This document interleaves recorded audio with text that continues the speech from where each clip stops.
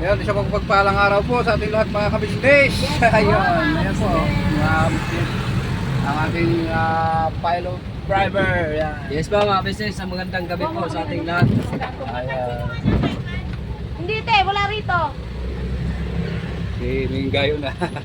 Wala. At saka yan, si Margarita po. Yes po mga kabisnes. Alis muna kami at ang ating piloto ay walang iba kundi si Bye Papaya. Kaya po ako. Walang ano Kaya po kaya. music. Yes po. Ayan po mga kabisnes. No? At alis po kami mga kabisnes.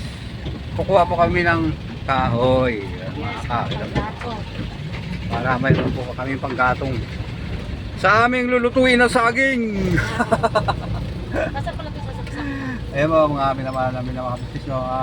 Samahan niyo po kami sa simpleng lang ito mga masaya-masaya po kami kapag nandyan po kayo. At siyempre doon sa Hindi makawala yung baboy doon? Hindi makawala yung baboy? hindi yun, ano yun, naka-safety yun. Sure. Saan pa tayo yan? Doon sa Saranay tayo para ito mga kabisnes lang. Ha? Malikot yung camera natin ito mga kabisnes kasi umahalo na halo nyo natin sa sakyan. At wag po kayong umalis mga kabisnes namin minay, babalikan ko po kayo. Ay, kumain pala yun. Eh, naka-post lang ba yun? Oo, no. Eh, paano yun? Montage sana tayo eh. Yan, naka-on yan.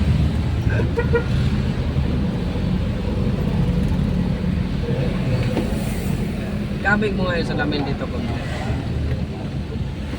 Yan. Para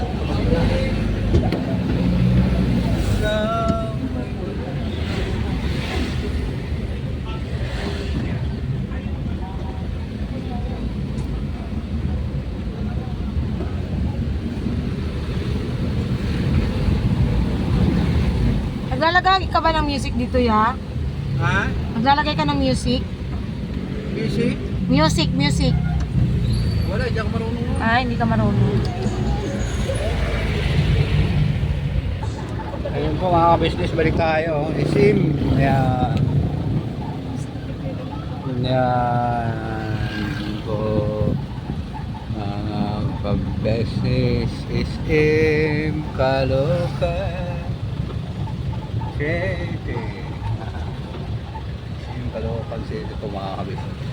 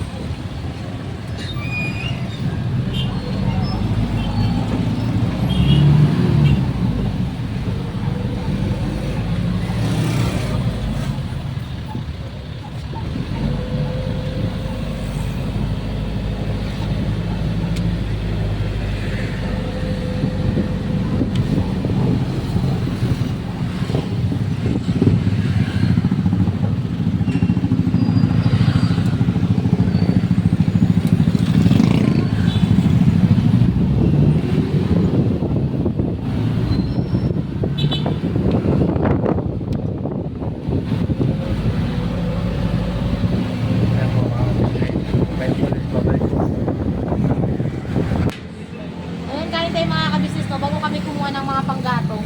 Diyan, ako na naman nagsalita eh. Kain tayo. Kasi nagluto kami mga kabisnes eh, buong araw kasi kami ano. Parang tuloy nakalimutan Kain na tayo, namin mga kumain. business. Kahit kanina pa kami sabi si Kuya, kumain na kayo. John, Linda. Kumain na kayo. Eh, wala. Busy na.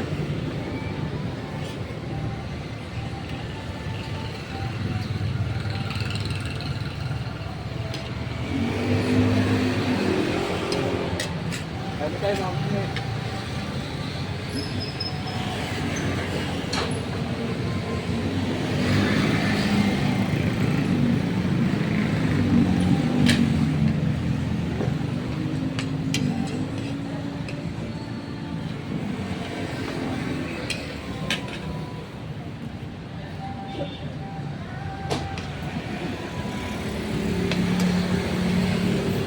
Boto mo mga Pinoy.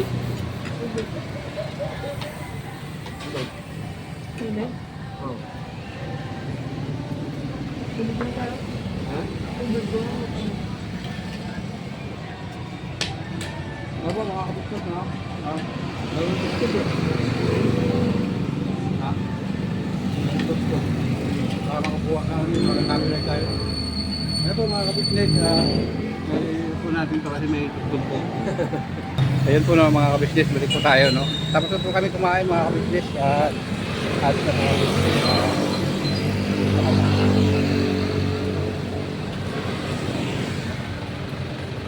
Yeah, mauna ka muna sa kayo. Ayan po mga kabisnes. Oop, yeah. Huwag mo lang masyadong yano-yan para may ilaw. Dito na po tayo mga kabisnes. Babalikan po kayo mga kabisnes. Ayun na po ng mga kabisnes, balik tayo. Dito na po tayo sa sa Ranay po, dito sa Ilang Tatay. Kung saan na makakuha na tayo ng mga kahoy mga kabisnes. Oop, baba po tayo. At titingnan po natin yung mga kahoy doon kung pwede po yun. Saan Yun doon, dahil lang. Tayo, dalhin mo. Samahan niyo po kami mga kabisnes. At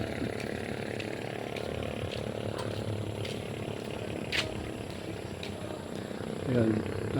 May tugtog po mga minamahal namin kabisnes. Huwag po kayong malis, babalikan ko po kayo. Ito po mga kabisnes, ano? Nandito na kami ni Bay, kumukuha kami ng mga kahoy mga kabisnes. Gahakot po kami ng mga kahoy, ano? Wala ba? Oh. Ano kami kasi ito, mga kahoy-kahoy. Tumagal ko ba? Ano, yan. Dahil natin. Wala naman ang ano na to eh. Pangpagulo lang sa buhay. Sa ano to dito. Sa detachment. Sa ito, oo. Ayan po mga kabisnes, no.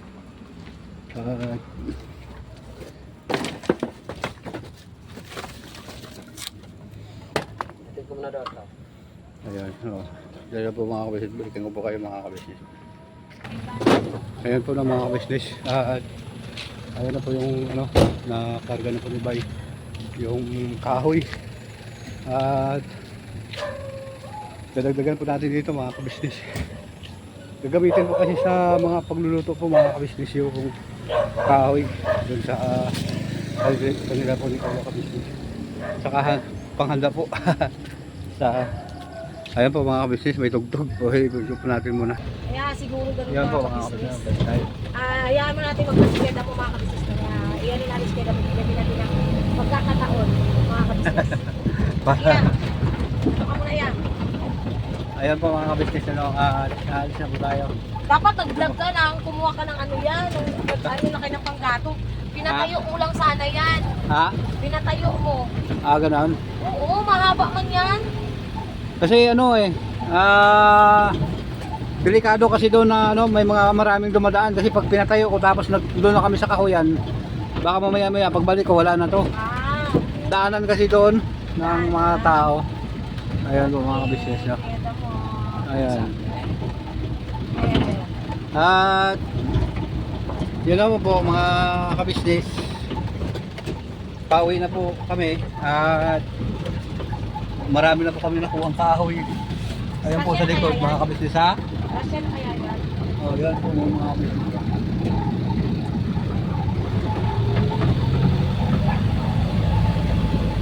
Marami na po kami nakukuha kaya let's go home na rin po ulit mga kabisnes. Yes po. Yun.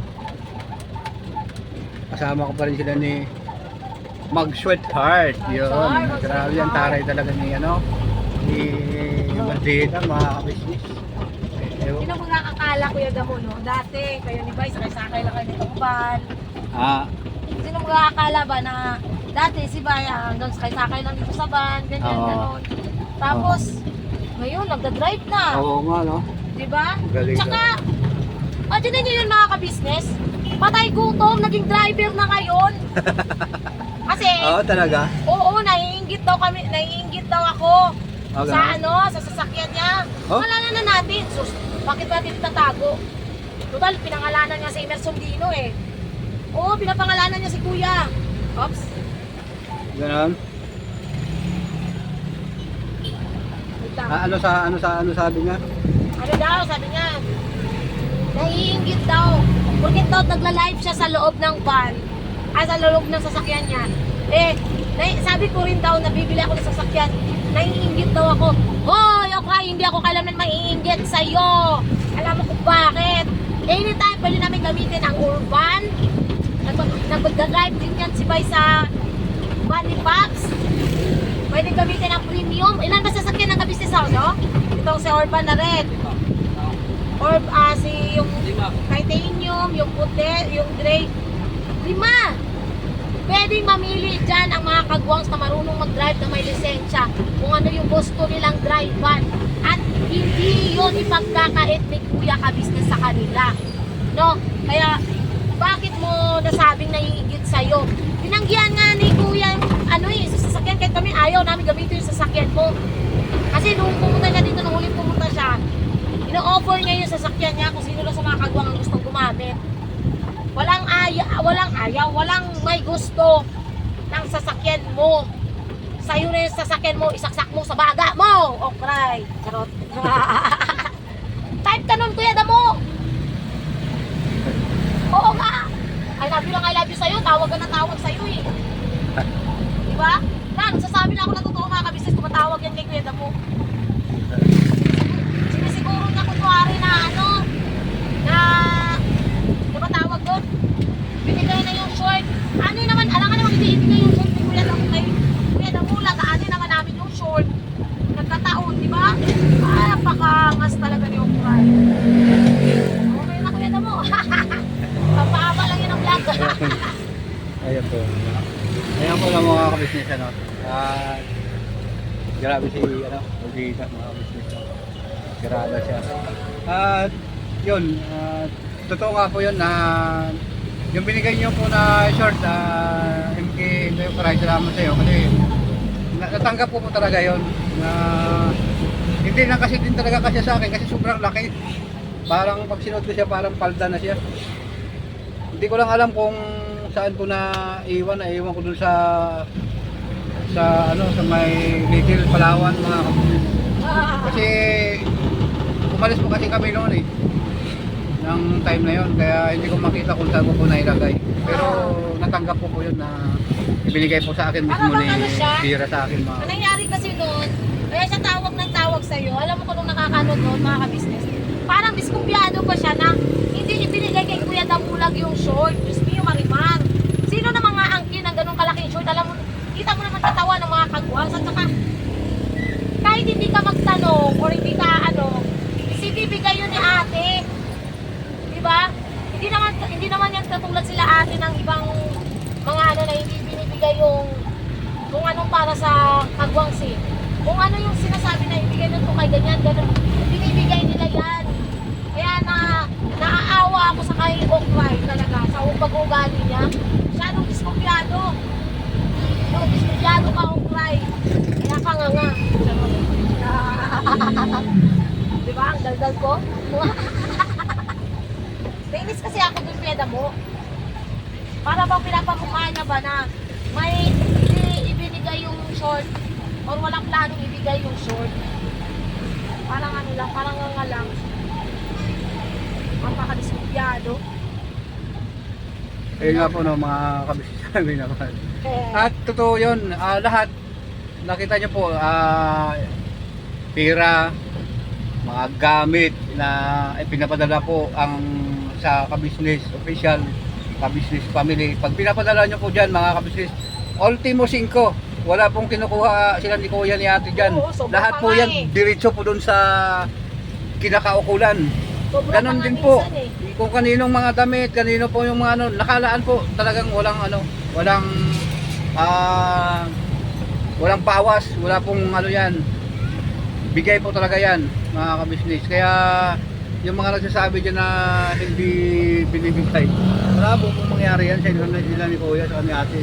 Kasi sila ni Kuya ni Ate po mga kabisnes, napakadami yung mga gamit yan. Ano pang gagawin nila dyan? Kaya nga.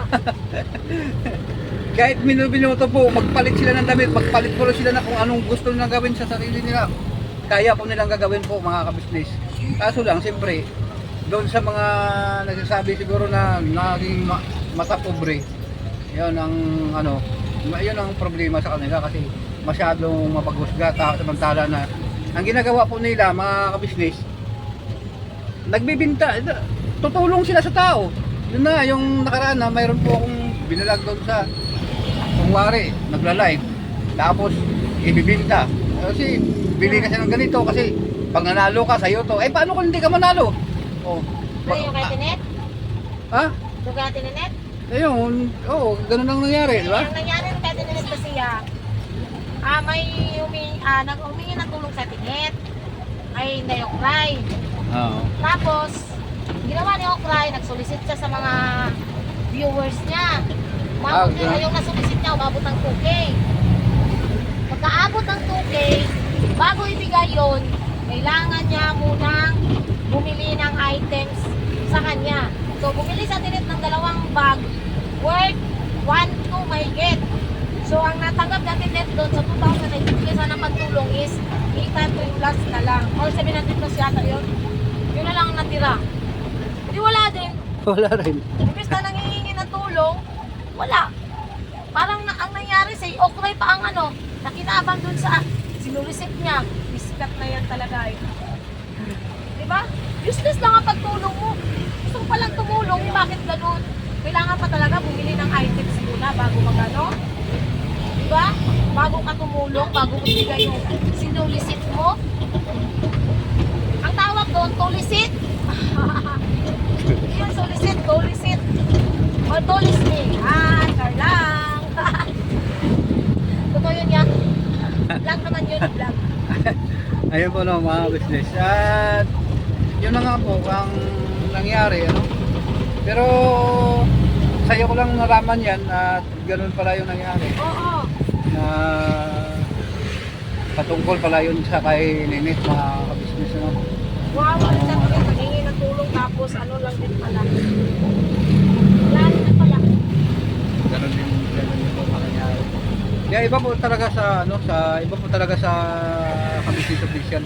Kasi yung mga naninira po, yun talaga pala ay sila ang gumagawa ng hindi kanais-nais na mga gawain. Oo. At nagpapanggap lang na mabuting tao para maraming manunood, mga ka-business. Kaya doon sa mga nagtitiwala din sa kanya, naniniwala din na ganun siguro yung akala nila totoo. Naniniwala sa kanya eh. Ha? Pangilan ka nga naniniwala sa kanya, yun lang nabigyan niya ng Gcash. Ang naniniwala lang kayo, Okray, is yung mga Gcash warrior. Yan. Gcash warrior na alam mo yun yung nanalo ng sa kanya, mga Gcash na 5 piso, 10 piso, 20, ganun. Tapos yung mga nabigyan niya ng noodles na pwede namang bilhin sa 7-Eleven. Yun lang yung napaniwala niya. Ang viewers ng mga ka-business, may ganito, matatalino ang viewers ng ka-business. So sa kanya, mapapaniwala niya. Kaya nga ang viewers ng ka-business, hindi kailanman maniniwala sa kanya. Kung tunay kang sumusubaybay talaga sa ka-business official, ay alam mo ang ugali nila kuya at ate talaga. Di ba ya? Oo. Kaya na mo, Oo. saksing buhay yan. Ilang beses na yun, hindi pumapasok tapos nag-ano sa business. Pero walang pagaling lang at tinatanggap pa rin siya. Usa pa rin siyang walang pagdadalawang isip pa. Ayan po mga ka-business, break po tayo. Natakot si Kuya Damulag sa music. Wala yun niya, basta ganun niya, yung parang nadaanan lang natin. Oo. Saglit lang. Wala Oo. yun, walang copyright. Walang copyright? Oo, wala. Oo. Except lang pag nababad. Ganun. Nababad yung music, yun talaga may copyright yun. Pero Ganun. pag remix, wala naman. Sensaan nyo na ako mga kabisnes, talagang ganito ako. Alam nyo naman, kahit sa vlog ko naman, nakikita at napapanood nyo naman mga kabisnes kung paano ako magsalita.